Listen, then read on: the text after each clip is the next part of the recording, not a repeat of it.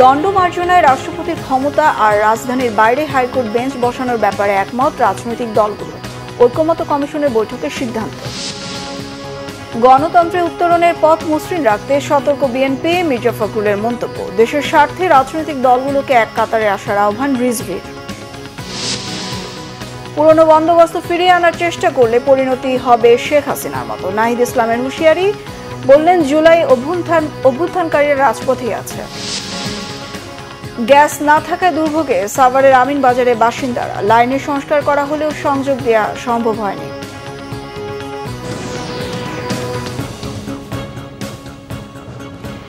দেখছিলেন crown cement সংবাদ শিরোনাম। এবার বিস্তারিত। রাষ্ট্রপতির ক্ষমা প্রদর্শনের ক্ষমতা আইনি সুনির্দিষ্ট প্রক্রিয়ার মধ্যে আনতে সব দল একমত হয়েছে। এছাড়া রাজধানীর বাইরে হাইকোর্টের বেঞ্চ নিয়ে যাওয়ার ক্ষেত্রেও একমত হয়েছে বিএনপি সহ সব রাজনৈতিক দল। রাজধানীর ফরেন সার্ভিস একাডেমিতে জাতীয় ঐকমত্য কমিশনের দ্বিতীয় দফার বৈঠকে যোগ দেয় BNP, Jamaat, NCP, communist party সহ ৩০টির মতো রাজনৈতিক দল। বৃহস্পতিবারের আলোচনায় এজেন্ডা ছিল রাষ্ট্রপতির ক্ষমা প্রদর্শন, বিচার ব্যবস্থার বিকেন্দ্রীকরণ ও জরুরি অবস্থা জারি। প্রথম দুটি বিষয়ে বিএনপি, জামায়াত, এনসিপি সহ সব দল ঐকমত্যে পৌঁছায় বলে বিকেলে ব্রিফিংয়ে জানান কমিশনের সহসভাপতি অধ্যাপক আলী রিয়াজ। জামায়াত নেতা মোহাম্মদ তাহের বলেন, রাষ্ট্রপতির ক্ষমতা বলে শীর্ষ সন্ত্রাসীরা অতীতে মুক্তি পেয়েছে, তাই এ ধারা সংশোধন প্রয়োজন।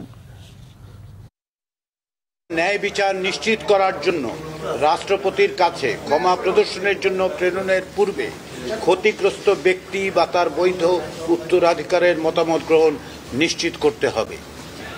এই দিক থেকে বিবেচনা করে ঐকমত্যের জায়গায় যেখানে আমরা এসেছি সেটা হচ্ছে যে সংবিধানের ৪৯ অনুচ্ছেদ নিম্নোক্তভাবে সংশোধন করার ব্যাপারে ঐকমত্য তৈরি হয়েছে।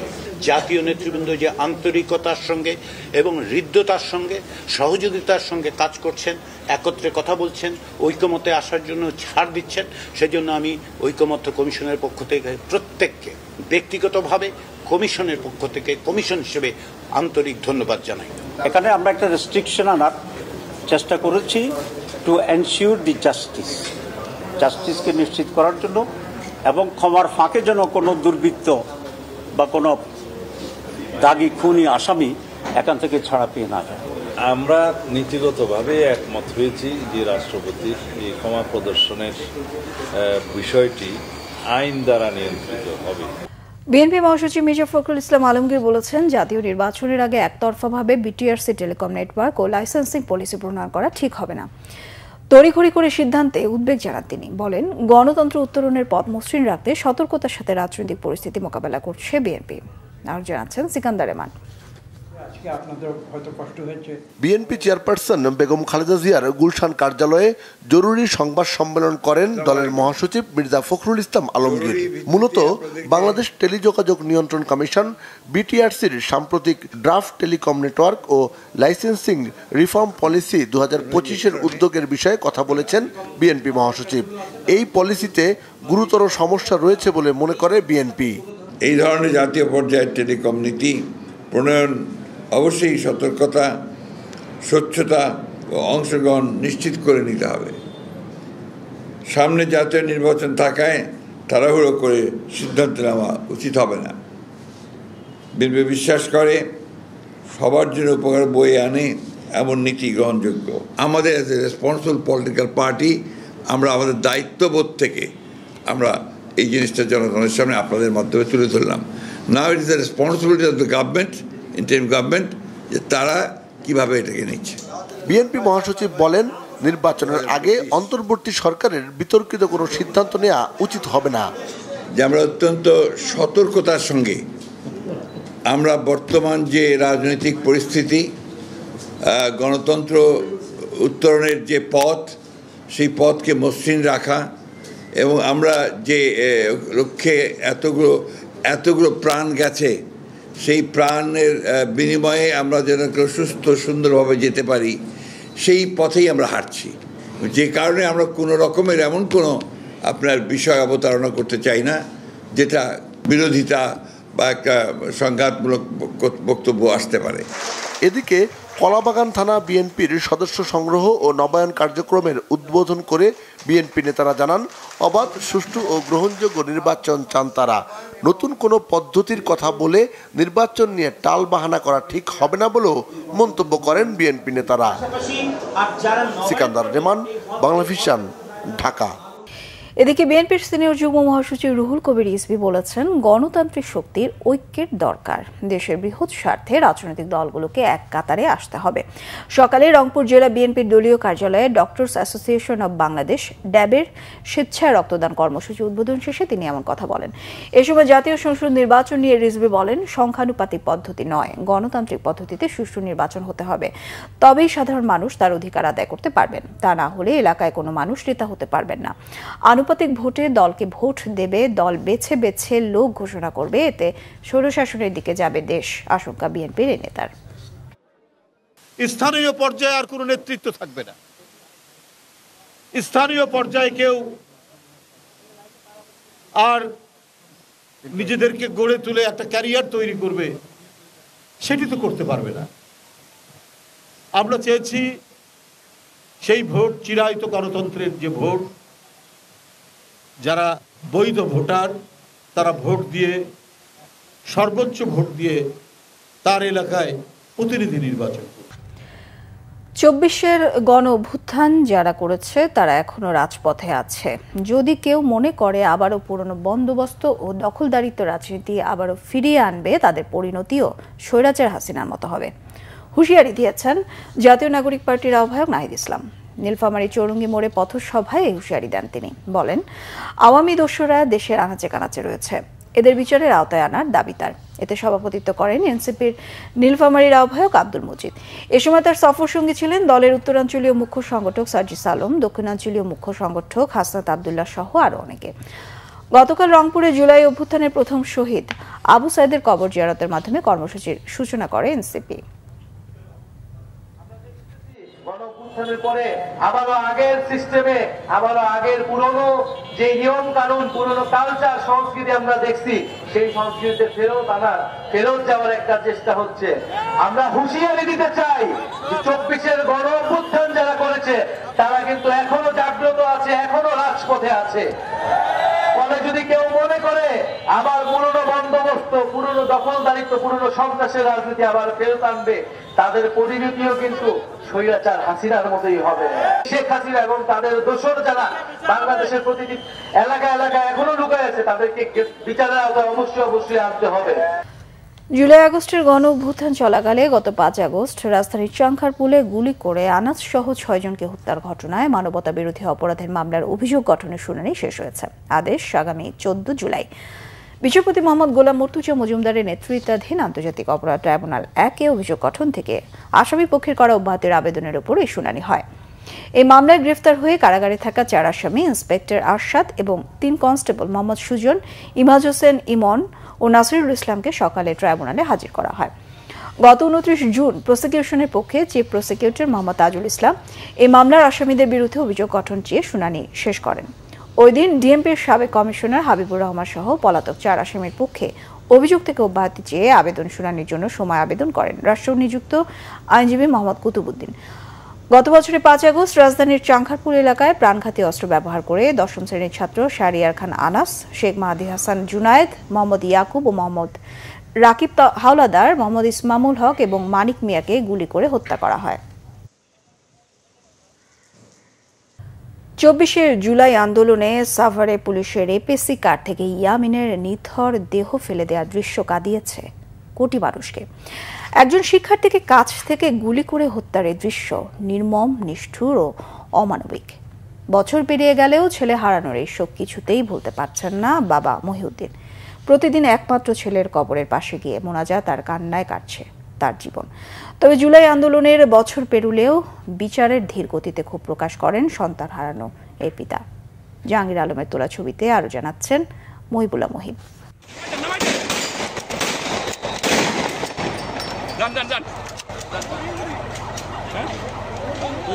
মহাসড়কের ওপর পুলিশের এপিসি কার থেকে ফেলে দেয়া হচ্ছে নিথর এক তরুণকে। গাড়ি থেকে সড়কে পড়তেই 2 হাত 2 দিকে আর পা দুটি ভাঁজ হয়ে যায় তার। একটি পা আটকে যায় এপিসির চাকার সঙ্গে। তখনও প্রাণ ছিল শায়েখ আসহাবুল ইয়ামিনের। পুলিশের হ্যাসকা টানে ফেলে দেয়া হয় সড়কের মাঝখানে, যেন মানুষ নয় কোনো বস্তু ছুঁড়ে ফেলা হলো। 2024 সালের 18 জুলাই সাভারে পুলিশের গুলিতে এমআইএসটির কম্পিউটার সায়েন্সের শিক্ষার্থী ইয়ামিনের এমন মৃত্যু যেন স্তব্ধ করে দেয় বিশ্ব বিবেককে। ইয়ামিন হত্যার 1 বছর পেরুলেও চোখের পানি শুকায়নি তার বাবা মায়ের। আমি তো পোস্টমর্টম করব না, তখন আমার এক বন্ধু এএসপি ওরে ফোন দিলাম। আমি ফোন দেওয়ার পর কান্নাকাটি শুরু করে দিলাম। আমি বলছি যে কান্নাকাটি করে আর কি করবি, কিন্তু আমি তো আমার ছেলেকে দাফন করতে পারছি না। কেন কী হয়েছে? আমি তখন এই ঘটনাগুলো বললাম। আমি বলছি তোর কোনো আইন আছে কিনা, কারণ আমি তো বলছে কেন তাহলে তুই পোস্টমর্টম কর। বলছে না, আমি পোস্টমর্টম করবো না, কারণ তোর পুলিশের বিরুদ্ধে আমি মামলাও কোনো দিন করবো না, আমি তো বিচার আল্লাহর কাছে দিয়েছি। দাফনের ইচ্ছে ছিল গ্রামের বাড়ি কুষ্টিয়ায়, কিন্তু পুলিশ আর আওয়ামী লীগের হুমকি এড়িয়ে ছেলের রক্তাক্ত মরদেহ রাতের অন্ধকারেই দাফন করতে হয়েছে সাভারে। সেই বিভীষিকাময় দিনের কথা মনে করে আজও আতকে ওঠেন ইয়ামিনের পিতা মহিউদ্দিন। আরে হুজুরকে বললাম যে আমি আমার বিবেচনায় এটা করেছি, তো বলছে না আপনি ঠিকই করেছেন, আপনার ছেলের গোসলের দরকার নেই। তারপর মাগরিবের নামাজ পড়ে আমরা জানাজার নামাজ পড়ে কবরস্থানে নিয়ে আমরা দাফন করে দিয়েছি। এরপরে বিভিন্ন সময় পুলিশের এসবি থেকে এবং ডিবির থেকে এবং থানার থেকে, 2 থানা থেকে, মানে কুমারখালী থানা আমাদের এবং সাভার থানার থেকে আমাদেরকে চেষ্টা করছিল যে আমাদেরকে কোনো রাজনৈতিক কালার দেওয়ার জন্য। পৃথিবীর সবচেয়ে ভারী বস্তু হচ্ছে পিতার কাঁধে সন্তানের লাশ। ইয়ামিনকে হারিয়ে 1 বছর পরেও কান্না শুকোচ্ছে না ইয়ামিনের পিতা মহিউদ্দিনের।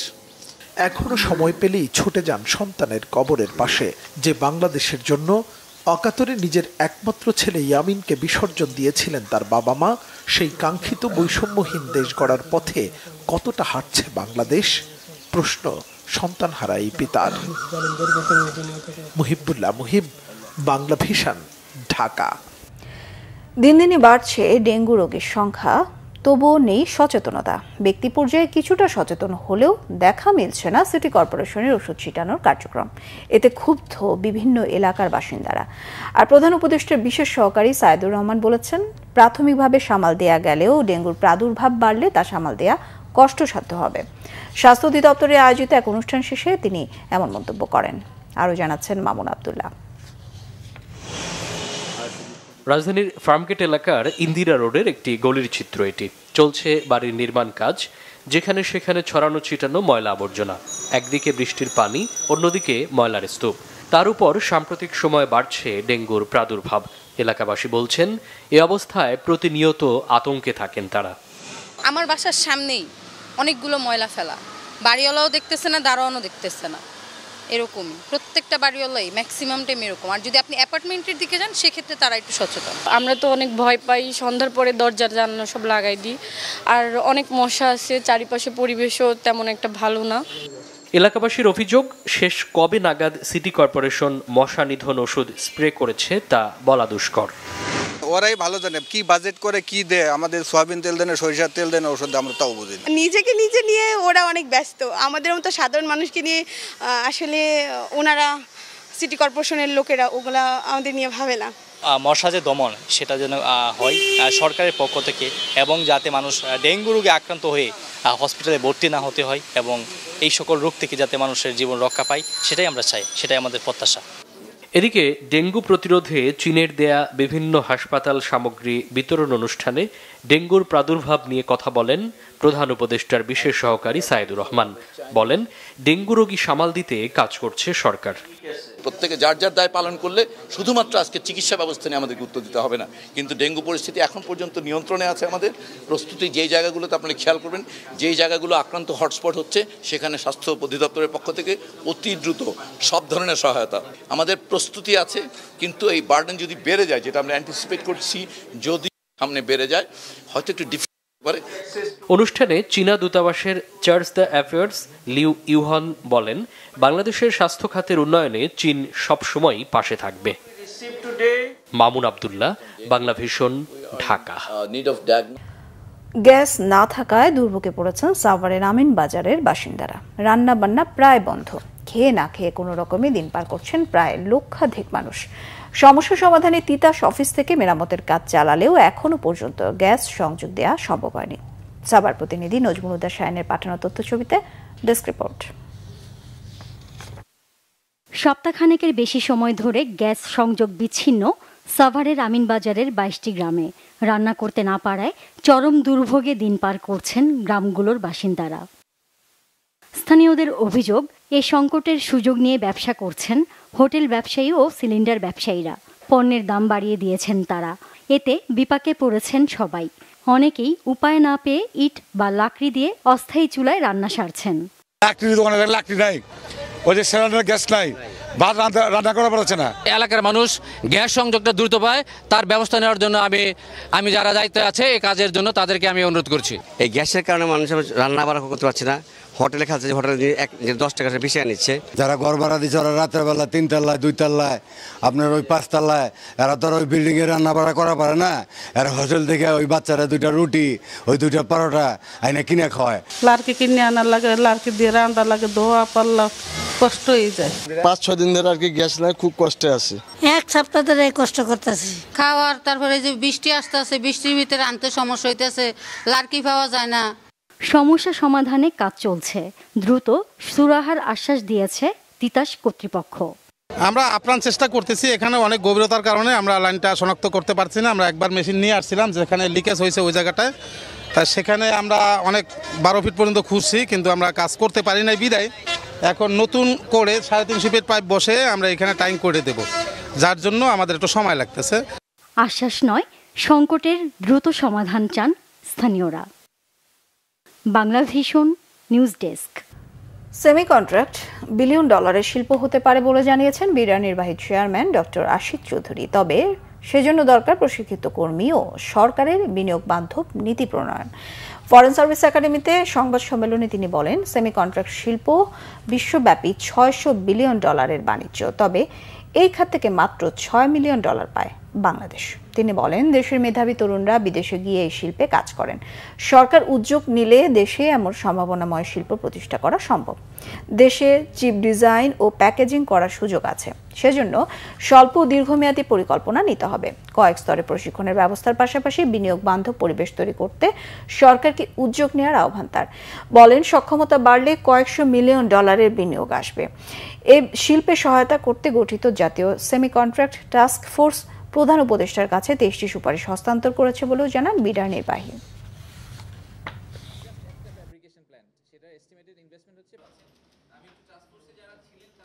গ্লোবালিও অনেক রিপোর্ট আছে যেখানে বলা হচ্ছে যে সেমিকন্ডাক্টর ইন্ডাস্ট্রি আসলে নেক্সট অয়েল ইন্ডাস্ট্রি। এভাবে বলা হয় যে অয়েল ইন্ডাস্ট্রিতে যেরকম বড় ধরনের ট্রিলিয়ন ডলারের একটা সম্ভাবনা রয়েছে, ছিল এবং এখন ওটা গ্রো করছে, সেমিকন্ডাক্টরও ভবিষ্যতে এরকম একটা জায়গায় চলে যাবে। বাংলাদেশি উদ্যোক্তাদের সাথে তাদেরকে কোনোভাবে কানেক্ট করে দিতে পারি, তাদেরকে ওই স্কিলগুলো দিতে পারি, তাহলে হয়তো বাংলাদেশীয় ইন্ডাস্ট্রিটা দাঁড়িয়ে যাবে। তাহলে আর তাকে সিলিকন ভ্যালিতে গিয়ে কাজটা করতে হবে না, উনি বাংলাদেশে বসেই হয়তো একই রকম বেনিফিটস এবং সাপোর্ট নিয়ে বাংলাদেশে ওনারা এটা করতে পারবেন।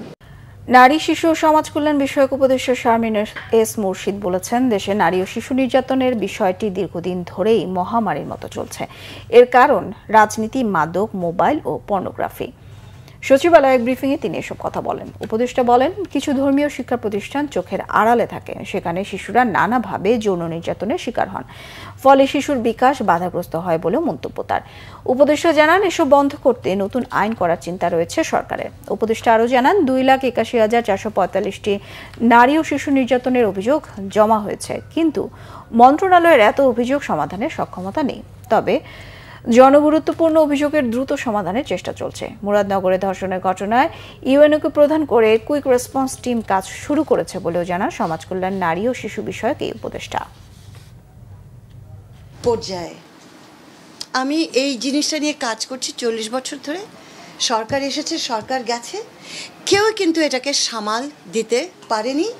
একটা বড় কারণ হচ্ছে রাজনীতি, একটা বড় কারণ হচ্ছে মাদক।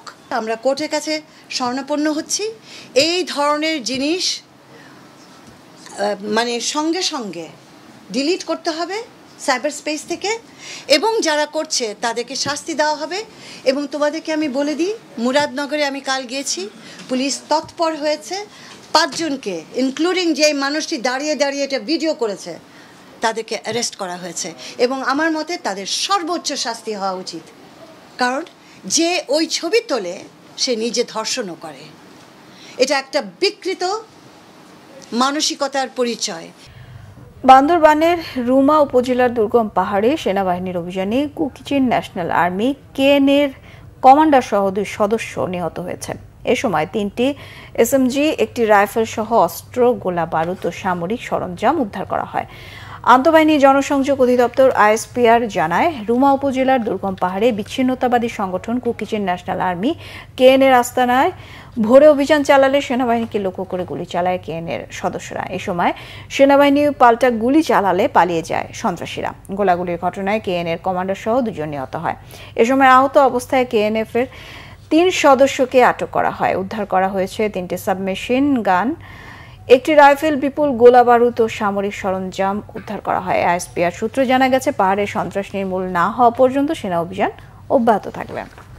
সবাই মিলে দেশকে এগিয়ে নিয়ে যেতে হবে মন্তব্য করেছেন বিএনপির কেন্দ্রীয় নির্বাহী কমিটির স্বেচ্ছাসেবক বিষয়ক সম্পাদক মীর শরাফত আলী সপু।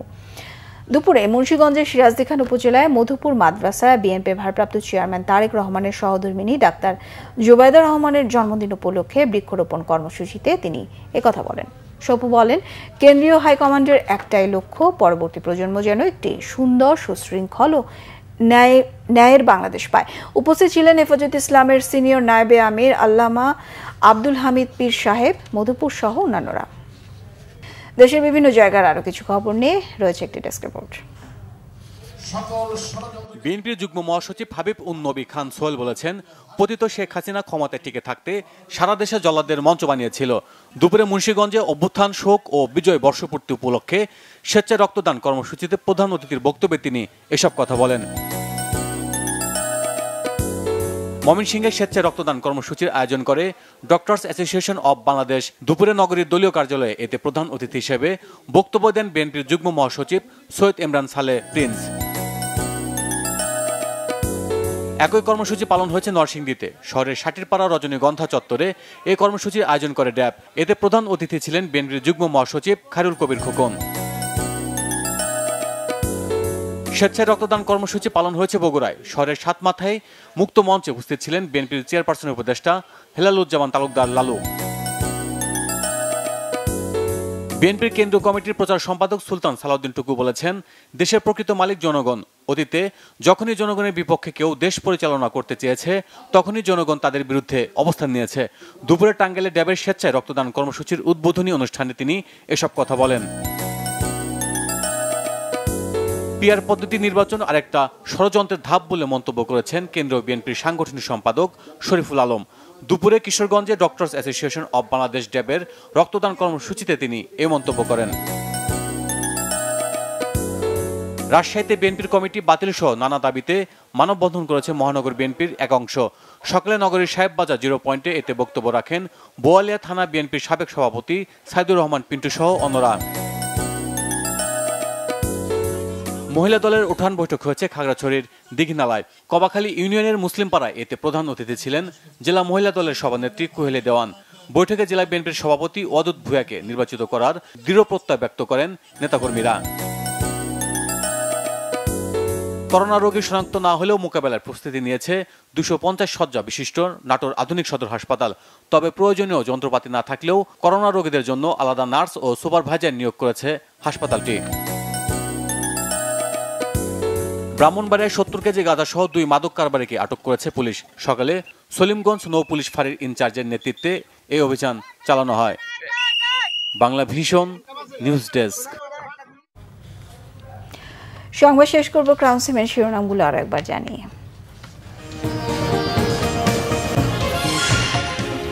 দণ্ডমার্জনে রাষ্ট্রপতির ক্ষমতা আর রাজধানীর বাইরে হাইকোর্ট বেঞ্চ বসানোর ব্যাপারে একমত রাজনৈতিক দলগুলো, ঐকমত্য কমিশনের বৈঠকে সিদ্ধান্ত। গণতন্ত্র উত্তরণের পথ মসৃণ রাখতে সতর্ক বিএনপি, মির্জা ফখরুলের মন্তব্য। দেশের স্বার্থে রাজনৈতিক দলগুলোকে এক কাতারে আসার আহ্বান রিজভির। পুরনো বন্দোবস্ত ফিরিয়ে আনার চেষ্টা করলে পরিণতি হবে শেখ হাসিনার মতো, নাহিদ ইসলামের হুঁশিয়ারি। বললেন জুলাই অভ্যুত্থানকারীরা রাজপথেই আছে। গ্যাস না থাকায় দুর্ভোগে সাভারের আমিনবাজারের বাসিন্দারা, লাইনের সংস্কার করা হলেও সংযোগ দেওয়া সম্ভব হয়নি।